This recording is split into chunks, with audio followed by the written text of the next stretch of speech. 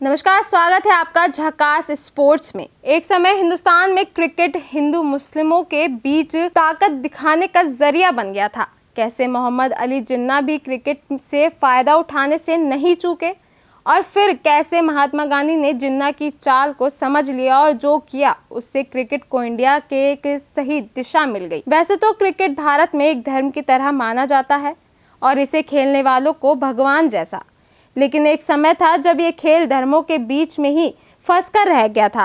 करीब 100 साल पहले मजे मजे में इसे धर्मों के बीच की प्रतिस्पर्धा बना दिया गया था। 30 साल तक ऐसा ही चलता रहा। हालांकि इसने नजरिया ही बदल दिया था। खेल की तरह नहीं, दो धर्मों के बीच की जंग की तरह क्रिकेट को देखा जाने लगा था। जब मुल्क आज़ादी की दहलीज पर पांव रखने वाला था तब घुटन महसूस हुई। लगा कि जो कर दिया वो बहुत गलत था।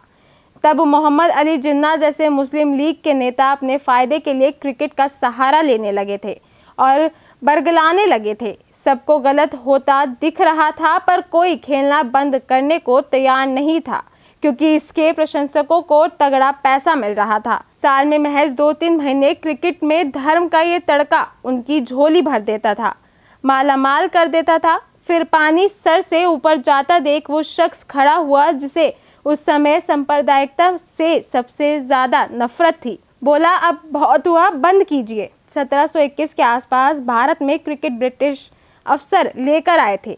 इसे करीब 100 साल बाद भारतीयों ने क्रिकेट खेलना शुरू किया। सबसे पहले पारसियों ने, क्योंकि पारस समुदाय के लोग बड़े बिजनेसेस चलाते थे और अंग्रेजों के करीब थे। 1861 में हिंदुओं ने क्रिकेट के गुर सीखने शुरू किए। 1911 तक पारसियों, हिंदुओं और यूरोपियंस के बीच क्रिकेट के टूर्नामेंट्स होते रहे। मुंबई में हर साल एक बड़ा टूर्नामेंट होता था जिसमें तीनों टीमें हिस्सा लेती थीं। फिर साल 1912 में एक और टीम बनकर तैयार हुई। ये थी मुसलमानों की। मुंबई में टूर्नामेंट में इसने पहली बार इसी साल हिस्सा लिया। अब ये टूर्नामेंट एक 34 कोणीय प्रतियोगिता हो गई थी। मुसलमानों के आने से इस प्रतियोगिता में दर्शक और बढ़ गए। धीरे धीरे शहर के लोग इसे मुंबई क्रिकेट समारोह कहने लगे। पूरे 2 महीने का ये मानो क्रिकेट का जलसा होता था। लोग परिवार और दोस्तों के साथ घूमने आते। कुछ लोगों के लिए ये दबी हुई सामाजिक इच्छाओं को बाहर निकालने का समाधान भी बन गया था। इसी चौरंगी प्रतियोगिता में शोर का स्तर कमाल का होता था। लोग मैदानों पर चीखते, कोई ड्रम बजाता, कोई ढोलक तो कोई बिगुल लेकर पहुंच जाता। सबको पता था कि उन्हें मैदान पर किस टीम का समर्थन करना है। जिसका जो धर्म उसकी वही टीम। कोई देश नहीं, कोई राज्य नहीं, कोई क्लब नहीं। इस टूर्नामेंट में टीमों को और उसके सपोर्टर्स को केवल धर्म से पहचाना जाता था। लोग खुलकर अपनी टीम को सपोर्ट करते और 2 महीने खूब मौज मस्ती करते। 1924 तक मुंबई क्रिकेट की ये 34 कोणीय प्रतियोगिता इतनी मशहूर हो गई थी कि जिस धर्म की टीम जीतती थी उससे जुड़े राजनीतिक लोग खिलाड़ियों का सम्मान करते। उस धर्म से जुड़ी संस्थाएं खाने पर बुलाती। इसमें नेता भी शामिल होते। फिर इनके बयान आते, अखबारों में छपते। लेकिन अब तक इस प्रतियोगिता में सब कुछ भाईचारे से चल रहा था। इसकी बनाई गई 1924 में मुस्लिम टीम की जीत के बाद भी उन्होंने एक इंटरव्यू में कहा था कि वो इस बात को लेकर पूरी तरह निश्चित है कि हिंदू भाई फाइनल मैच में मुस्लिम टीम को मिली जीत से खुश होंगे। उन्होंने सच्ची खेल भावना के साथ इसे स्वीकार किया होगा। हालांकि तब ऐसा हुआ भी था। मुंबई के हिंदू क्रिकेटरों ने मुसलमानों की जीत को पॉजिटिव तरीके से लिया था, क्योंकि उस समय वो जानते थे कि मुस्लिम टीम पहली बार प्रतियोगिता जीती है और उसे पारस, यूरोपियन और हिंदुओं से कहीं ज़्यादा इस जीत की ज़रूरत है। इससे मुस्लिम क्रिकेटरों की हिम्मत बढ़ेगी। दिसंबर 1928 में भारत में क्रिकेट की औपचारिक संस्था बनी, भारतीय क्रिकेट कंट्रोल बोर्ड यानी BCCI। इसके बाद 4 टीमों वाले टूर्नामेंट्स के और 4 चांद लगा दिए। बेहतर व्यवस्थाएं हुई। 1937 में कुछ लोगों को टूर्नामेंट में एक और टीम की ज़रूरत महसूस हुई।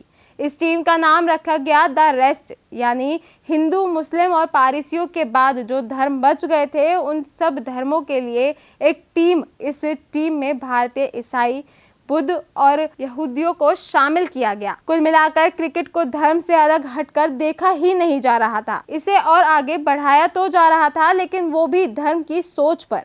असल में 5वीं टीम को लेकर सोच ये थी कि जिन धर्मों के लोग अब तक टूर्नामेंट देखने नहीं आते हैं उन्हें भी टीम तक लाया जाए। अब बम्बई का ये टूर्नामेंट बन गया था पंचकोणियों का क्रिकेट प्रतियोगिता। 1938 में ये प्रतियोगिता चल रही थी, खूब कामयाबी भी पा रही थी।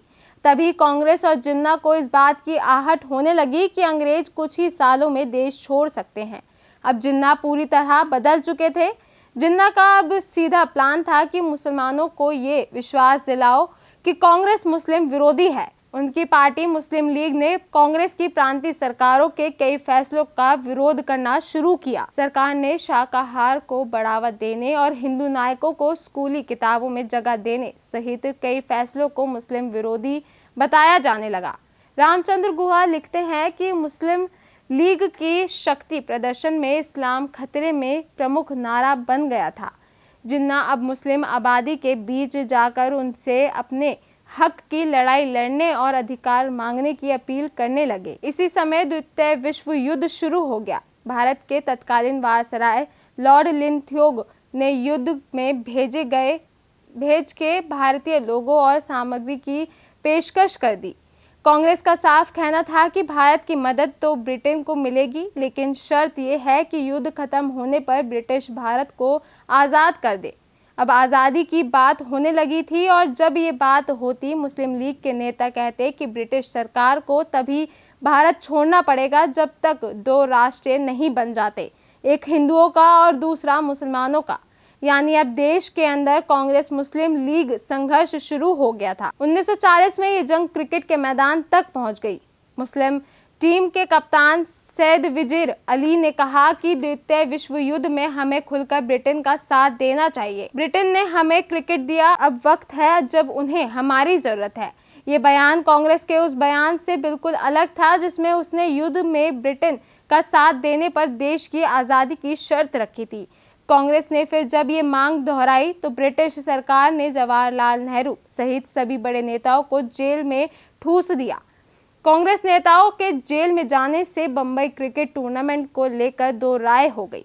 कुछ लोगों का कहना था कि सभी नेता जेल में हैं तो कम से कम 1 साल ये टूर्नामेंट ना हो। कुछ इसके खिलाफ थे। एक इंसान ऐसा भी था जो अब खुलकर कहने लगा कि बम्बई में होने वाला टूर्नामेंट सांप्रदायिक है, इसलिए इसे बंद किया जाए। लोग रणजी ट्रॉफी टूर्नामेंट को तरजीह देने की मांग करने लगे जो प्रांतों के बीच होता था। उधर टूर्नामेंट के आयोजक खेल रोकने के एकदम खिलाफ थे। मुस्लिम टीम के कप्तान वजीर खान का बयान आया कि पंचकोणी प्रतियोगिता राष्ट्रीय विरोधी नहीं है। कांग्रेस नेताओं ने इसका जवाब दिया कि ये टूर्नामेंट सांप्रदायिक भावनाओं का पोषण करता है और जब मुस्लिम लीग हिंदू मुसलमान बंटवारा चाहती है तो इस टूर्नामेंट को बंद कर दिया जाए। इसके बाद का बम्बई सरकार के गृह मंत्री के.एम. मुंशी ने भी समर्थन किया, कहा कि लोगों को मैच देखने ही नहीं जाना चाहिए।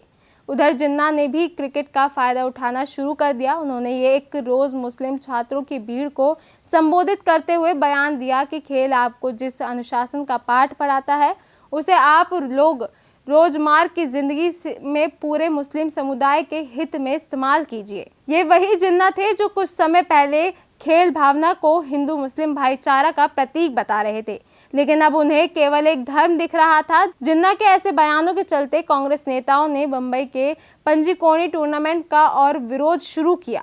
आखिर में हिंदू टीम की संरक्षक संस्था पीजे हिंदू जिमखाना ने महात्मा गांधी की अदालत में जाने का निर्णय लिया। 3 अधिकारियों की एक टीम बापू से मिलने पहुंची। अब जब गांधी जी ने इतनी बात कह दी तो इसे पत्थर की लकीर मान लिया गया और फिर हिंदू टीम ने 140 में मुंबई के पंचकोणी क्रिकेट टूर्नामेंट में हिस्सा नहीं लिया।